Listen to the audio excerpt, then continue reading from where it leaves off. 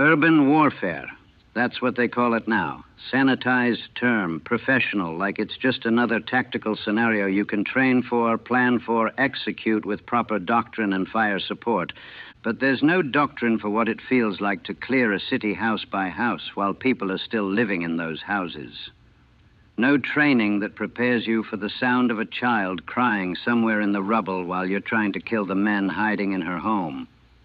My name is Marcus Webb, Sergeant, United States Marine Corps, Alpha Company, 1st Battalion, 5th Marines. I fought in the Battle of Hughes City during the Tet Offensive in February 1968. 26 days of the most brutal, grinding, close-quarters combat you can imagine. 26 days that turned a beautiful city into a graveyard and turned me into something I barely recognize. I'm from Detroit, inner city, tough neighborhood, black kid with limited options. The Marines offered me a way out, a way up, structure, discipline, purpose. I enlisted in 1965, did my training, shipped to Vietnam in early '67. I was 20 years old. By the time Hugh happened, I'd been in country almost a year. Seen combat, lost friends, learned how to stay alive in the jungle. I knew what I was doing. Knew how to fight, how to lead my squad, how to bring them home. The jungle was hell, but it was a hell I understood. You patrol, you make contact, you fight, you pull back. Clear sectors, straight lines of fire, predictable patterns, terrible but predictable. Hugh was different. Hugh was three-dimensional chaos in a city full of civilians. And nothing prepared us for that. I'd heard about Hugh before we got there. Ancient capital of Vietnam, cultural center, beautiful city with palaces and temples and history going back centuries. Off limits for heavy fighting because it was considered a neutral city, a place of culture and learning. That neutrality ended on January 31st, 1968, when 8,500 North Vietnamese and Viet Cong troops attacked the city as part of the Tet Offensive. They took the whole city except for the Mac EV compound and the Marines' small compound on the south side of the Perfume River. We were at Phu Bai Combat Base, about 10 miles south, when the call came. Hugh was under attack. We were to move up immediately and retake the city. They told us it was a small enemy force, a few hundred at most. We'd go in, clear them out, be back by evening. Quick reaction, minimal resistance, no problem. My squad piled into trucks, 14 men. I knew every one of them, had fought with most of them for months. Private First Class Jackson from Georgia. Tough kid, always had your back. Lance Corporal Martinez from Texas, best shot in the platoon. Corporal Thompson from Ohio, funny guy, kept morale up. Young kid we called Doc, our corpsman, couldn't have been more than 19. All of them good Marines. All of them believing we'd be home by dinner. The convoy moved up Highway 1 toward Hugh. It was early afternoon, February 1st. We could see smoke rising from the city as we got closer. More smoke than there should have been for a small enemy force. We hit the outskirts of Hugh around 1500 hours. That's when everything went to hell. The North Vietnamese had fortified the entire city. Every building, every street corner, every wall. They had machine guns, mortars, recoilless rifles, RPGs, and they'd had 2 days to prepare while we were told it was a minor incident. We were driving into a trap. An entire battalion of Marines against an entrenched enemy force 10 times our size, fighting from prepared positions in a city they'd fortified. The first truck in the convoy got hit by an RPG. Just exploded. 14 Marines gone in an instant. Our truck skidded to a stop and we piled out, taking cover behind whatever we could find. Enemy fire was coming from everywhere. Windows, rooftops, street level. 360 degrees of kill zone. Move! Move! Get off the road! Someone was screaming. Might have been me. We ran for a building, kicked in the door, cleared it. Vietnamese family inside. Mother, father, 2 small children, terrified, hiding in the corner. We pushed past them, set up defensive positions at the windows. The city was burning. Smoke everywhere. Gunfire everywhere. Bodies in the street. Our Marines, enemy soldiers, civilians. Couldn't tell who was who half the time. Lieutenant Morrison found us. We're pushing to the MACV compound, 2 blocks north. Stay together, move building to building, watch for snipers. 2 blocks. Might as well have been 2 miles. Every building was a fortress. Every street was a kill zone. Every step was a gamble. That was the beginning. That first afternoon. When we thought we'd be home by evening. When we still believed this was a quick operation. We didn't leave Hugh for 26 days. Urban combat is nothing like fighting in the jungle. In the jungle, you have fields of fire. You can see your enemy, usually. You have room to maneuver, space to call in airstrikes or artillery without leveling everything around you. In Hugh, combat happened at 10 feet, 5 feet, sometimes close enough to smell the enemy. Building to building, room to room, wall to wall. And the walls were thick.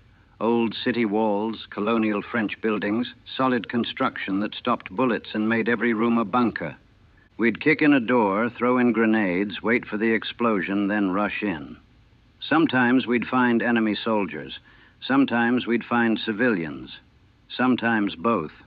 Sometimes we'd find nothing and get shot from the next room over. The first week was the worst because we didn't have reinforcements yet, didn't have enough ammunition, didn't have proper support.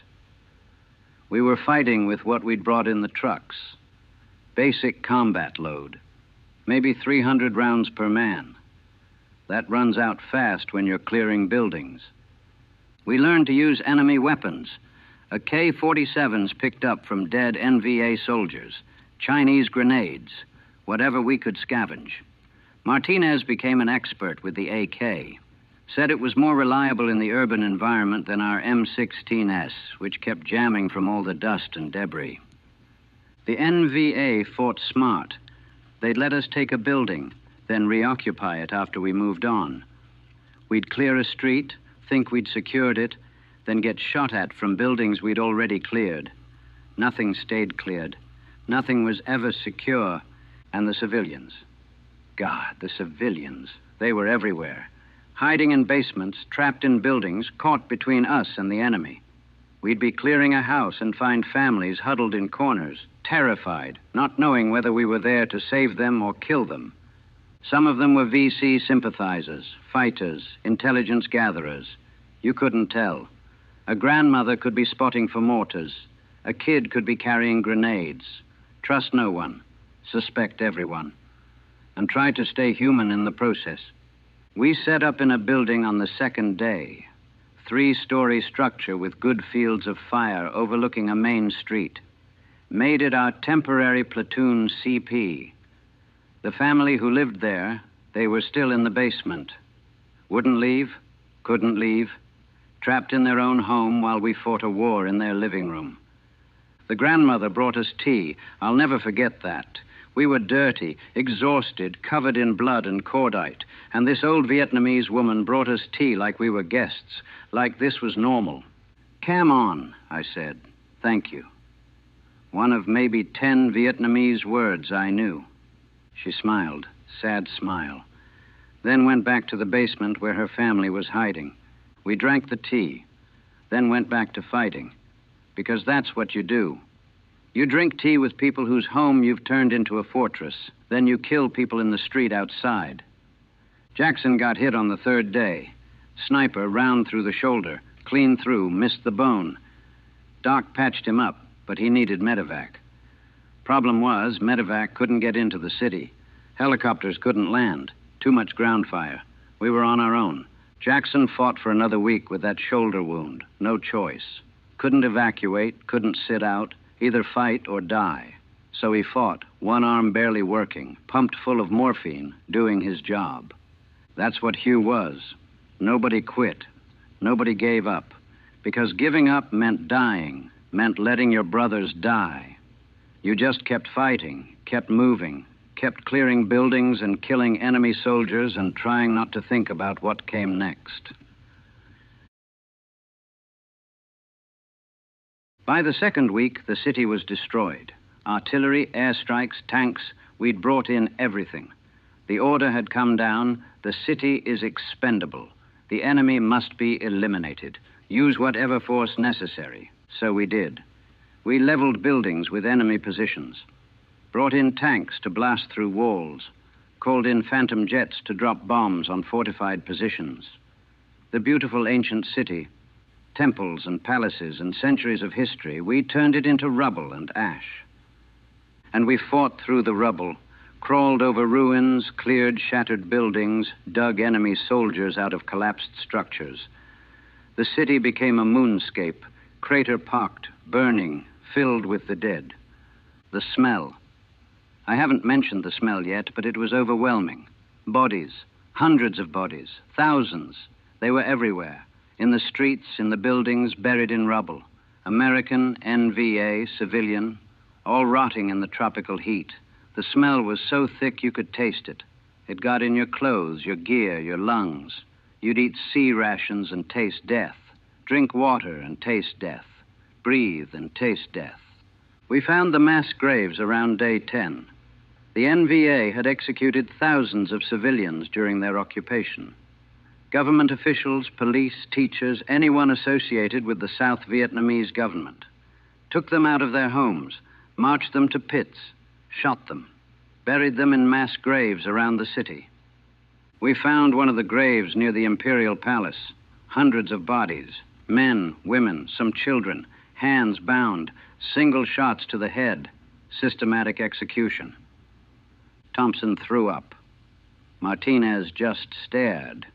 I felt nothing. That's what scared me. I felt nothing. Just looked at hundreds of murdered civilians and felt empty. Like that part of me that should feel horror had died somewhere in the previous 10 days. Keep moving, I said. We've got buildings to clear. So we kept moving. What else could we do? Stop and mourn. Process the atrocity. We were in the middle of a battle, had a job to do. Civilians needed us to kill the men who'd done this, so we killed them. And we became killers. Not soldiers, not warriors. Killers. Because that's what urban warfare makes you. You clear a building, you shoot anyone with a weapon. Shoot them at point-blank range. Watch them die. Move to the next room. Do it again. The NVA fought hard, fanatical. They'd defend positions until they were all dead, then booby-trap the position before the last man died. We'd take a building, find dead enemies, and then someone would trigger a trap and we'd lose Marines to enemies who were already corpses. Corporal Davis from Michigan, good Marine, solid leader, he died to a booby trap. We'd just cleared a building. He was checking bodies, making sure they were really dead. One of them had a grenade pin wrapped in his hand. Davis didn't see it until too late. The grenade went off, killed Davis instantly, wounded 2 others.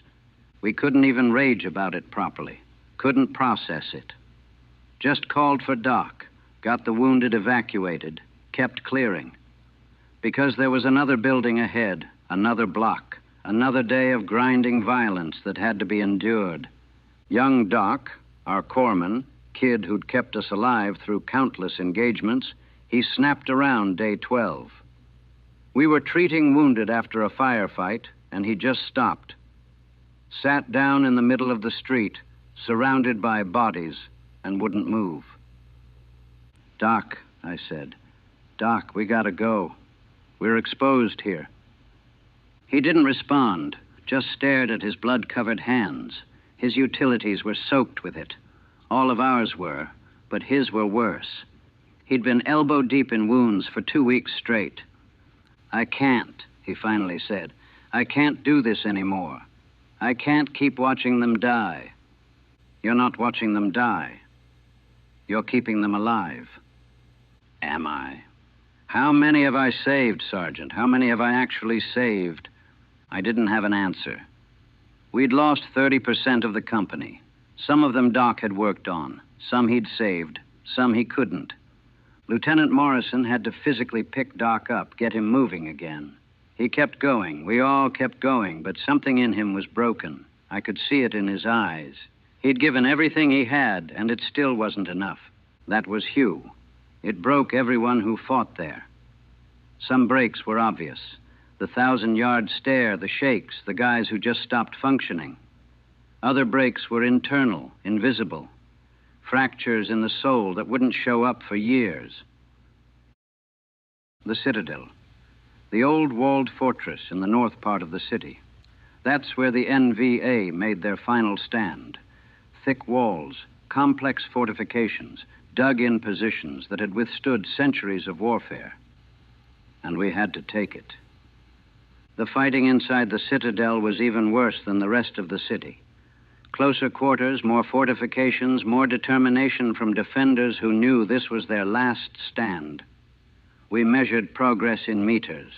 10 meters forward one day, 5 meters back the next. Blood for every inch of ground. Martinez died in the Citadel. We were clearing a courtyard near the Imperial Palace. He was on point, always on point, because he was the best we had, and he walked into a crossfire. 3 machine guns opened up simultaneously from 3 different positions. He didn't have a chance. I tried to get to him, tried to drag him to cover, but the fire was too heavy. I had to pull back, had to leave him lying in that courtyard, bleeding out, probably calling for help I couldn't give him. We suppressed the machine guns eventually, got to Martinez maybe 10 minutes later. Too late, he was gone. One of the best Marines I'd ever known, reduced to a body we had to bag and tag and send home. I didn't cry, didn't feel anything. Just noted that Martinez was dead, reorganized the squad, kept moving. The grief would come later. Had to. Because if I let myself feel it in the moment, I'd freeze up like Doc, and then more men would die. That's what command in combat means. Suppressing everything human, everything that makes you vulnerable, and becoming a machine that makes decisions and gives orders. You mourn later, decades later, when you're safe and the war's over and there's time to process what you lost. By week 3, we were worn down to nothing. The company had started with over 200 Marines. We were down to maybe 100 combat effective. The rest were dead, wounded, or broken. Every squad was under strength. Every position was undermanned. We were running on fumes, exhaustion, adrenaline, and the stubborn refusal to quit that the Marine Corps breeds into you. But we kept pushing, kept clearing, kept fighting, because the NVA wouldn't surrender, and the city wouldn't give up, and we couldn't stop until it was done. The civilians who'd survived, tens of thousands of them, they were caught in the middle. Homeless, starving, traumatized. They'd lived through 2 weeks of battle, seen their city destroyed, watched people die. And we couldn't help them. Couldn't spare food or water or medical supplies. Couldn't even guarantee their safety. We just kept fighting around them, through them, over them. The grandmother who'd given us tea on the second day. We found her family's house destroyed on day 18, direct hit from artillery. The building was just rubble. I don't know if she survived. Don't know if any of them did. Just know that we'd turned their home into a fighting position, and now it was gone. That's the cost of urban warfare. You're not fighting in empty jungle or on a beach. You're fighting in someone's home, destroying someone's livelihood, killing in someone's city. And the civilians pay the price just as much as the soldiers. We took the Citadel on February 24th, 3.5 weeks after the battle started. The NVA flag came down, the South Vietnamese flag went up, and we were told the city was secure. Secure. The city was destroyed. 80% of the buildings damaged or destroyed. 5,000 civilians dead. Thousands more homeless. The beautiful ancient capital was rubble and graves. But we'd won. We'd eliminated the enemy force. retaken the city, mission accomplished. I stood in the ruins of the Imperial Palace, centuries-old structure, symbol of Vietnamese history and culture, and looked at what we'd done. Walls blown apart, courtyards cratered, temples destroyed, and bodies, always bodies. Thompson found me there, last survivor of my original squad besides Jackson and me. Everyone else was dead or wounded or evacuated. 14 men had loaded onto that truck on February 1st. 3 of us walked out of Hue on the 26th. "We did it," Thompson said. He sounded hollow, empty. "Yeah," I said, "we did it. Was it worth it?" I didn't have an answer, still don't. We'd stopped the NVA, prevented them from using Hue as a propaganda victory, showed we could fight in urban terrain. Tactically, strategically, we'd won. But the cost was everything. We got pulled out of Hue on February 27th, sent to Phu Bai for rest and refit. They gave us hot meals, showers, clean uniforms, tried to make us human again. But you can't shower away 26 days of urban warfare. Can't eat away the memory of friends dying. Can't sleep away the nightmares that were already starting.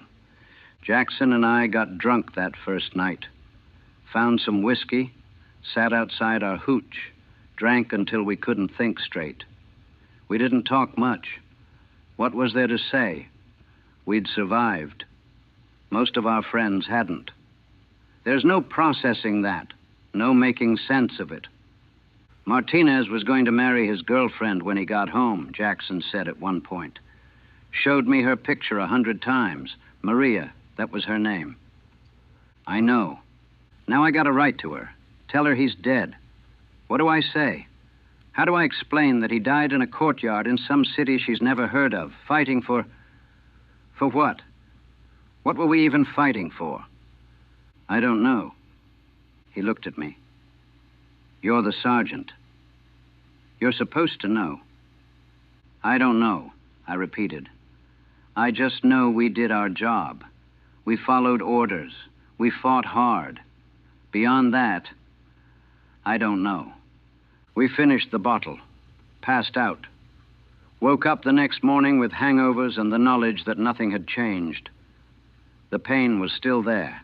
The guilt was still there. The ghosts were still there. The Marine Corps sent in replacements, fresh troops, new guys who hadn't seen combat. They filled out the company and we started training them, preparing for the next operation, the next battle, the next grinding, brutal engagement that would chew up more men and spit out more ghosts. But I was done. Mentally, emotionally, I was done. I'd given everything I had in Hue. There was nothing left. I functioned, followed orders, did my job, led my men, but it was mechanical, robotic. The person I'd been before Hue was dead, left somewhere in the rubble of that city. I finished my tour in October 1968. Made it 8 more months without getting killed. Flew home to the United States. Got my discharge. Went back to Detroit. And I couldn't stay there. Couldn't be around people who didn't understand, who asked what it was like and expected war stories, expected tales of heroism and adventure, who'd seen the war on television and thought they knew what it was about. They didn't know. Couldn't know. Television didn't show you clearing a house and finding a family huddled in the basement. Didn't show you shooting an enemy soldier at 5 feet and watching him die. Didn't show you the grandmother bringing tea in the middle of a battle. Didn't show you the city you destroyed to save it. I've been home 6 years now. It's 1974. The war is winding down. Americans are pulling out. Vietnamization is in full swing. It's almost over. Soon it will be like it never happened. Just a bad memory, a failed adventure, something we'll try to forget. But I can't forget. Can't forget Hue. Can't forget the 26 days that destroyed a city and destroyed me. I work construction now. Good work. Physical. Mindless in a good way. I build things instead of destroying them. But sometimes I'm on a job site, working on a building, and I flash back. See it as a fortification. Start thinking about fields of fire, defensive positions where the enemy would hide. Have to stop, breathe, remind myself I'm in Detroit, not Hugh, that the building I'm working on isn't a battlefield. The nightmares are constant. I'm back in Hugh, clearing buildings, watching Martinez die, finding mass graves, destroying the city. I wake up sweating, sometimes screaming. My wife, she tries to understand, but how can she? She wasn't there, doesn't know what it was like. We're getting divorced. My fault. Can't connect with her, can't be present. I'm still in Hugh, in my head, fighting a battle that ended 6 years ago. She deserves better. Deserves someone who came home whole. I came home in pieces, body intact, but everything else shattered. And I don't know how to put it back together. Don't know if it's possible. The VA doesn't help much. They say I have adjustment issues. Give me pills that make me numb. Suggest I talk about it. But talking doesn't help. Words can't capture what it was like. Can't explain the weight of command, the guilt of survival, the horror of urban warfare. I see other Vietnam vets sometimes, at the VA, around the city. We recognize each other, can see it in each other's eyes, the damage, the distance, the sense of not quite being here. Sometimes we talk, share stories, commiserate, but mostly we just nod. Silent acknowledgement that we understand, that we're all carrying the same weight. The country doesn't want to hear about Vietnam, doesn't want to acknowledge what happened, what we did, what was done to us.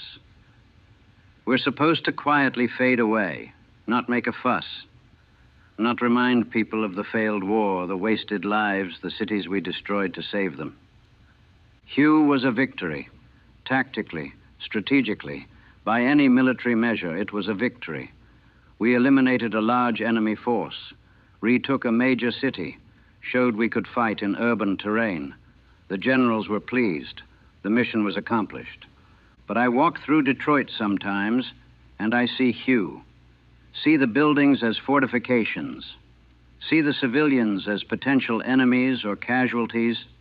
See the city as a battlefield waiting to happen. And I wonder what it would take to turn Detroit into Hugh. What it would take to destroy everything familiar, everything safe, everything human. Not much. That's the terrifying truth. Not much at all. War is always close, always possible. Just takes the right circumstances, the right orders, the right combination of fear and duty and necessity.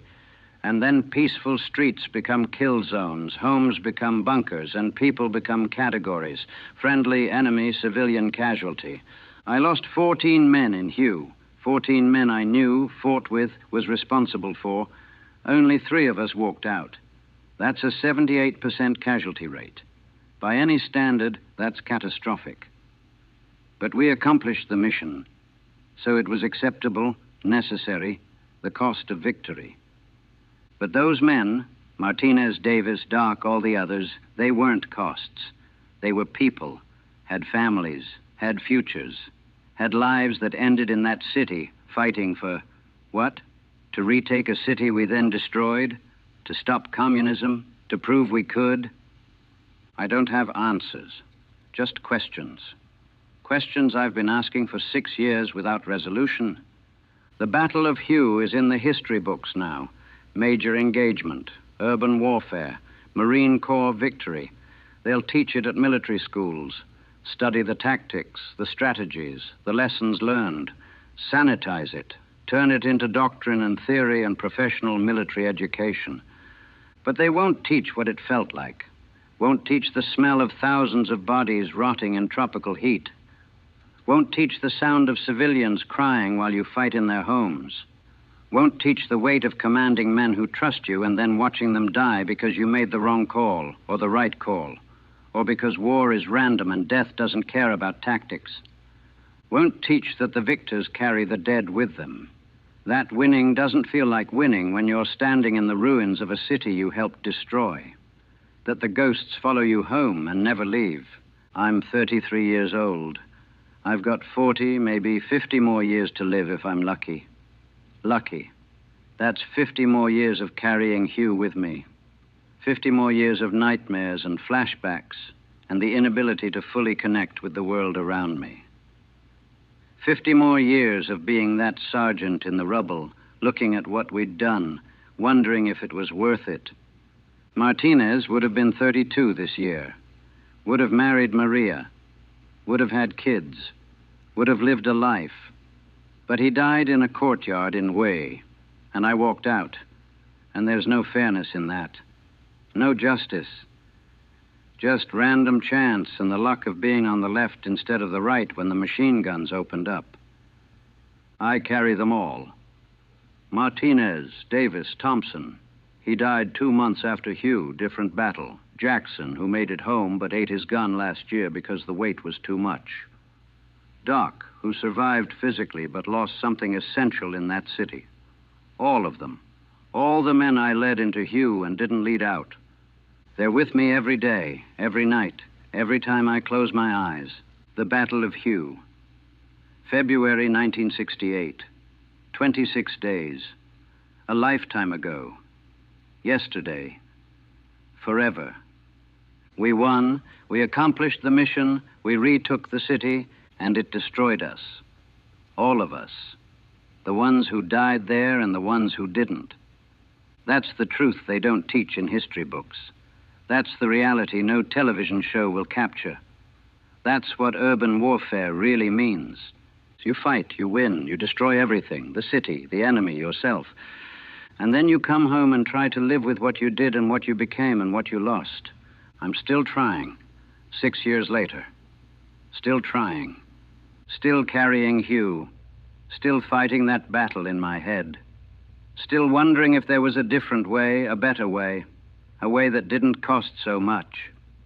Still wondering if I'll ever really come home. Or if part of me will always be in that city, in that rubble, in that hell we created in the name of victory. I think I know the answer. I've known it since the day I walked out of Hugh. I didn't come home. Not really. I left part of myself there in the ruins, with the dead, with the ghosts. What came back is just a shell, walking, breathing, existing, but not living, not anymore. That ended in Hugh.